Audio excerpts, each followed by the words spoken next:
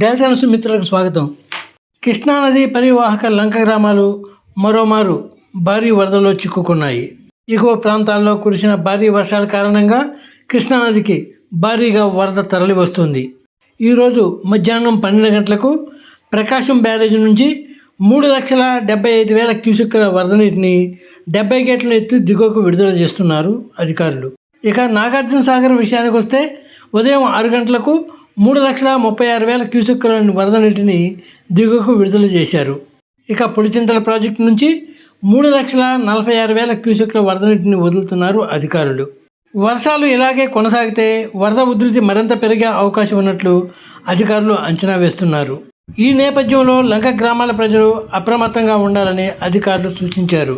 Friends, latest news updates కోసం ఇప్పటివరకు మీరు మా ఛానల్ సబ్స్క్రైబ్ చేసి ఉండకపోతే వెంటనే సబ్స్క్రైబ్ చేసుకోండి. అలాగే వీడియో నచ్చితే లైక్ చేయండి.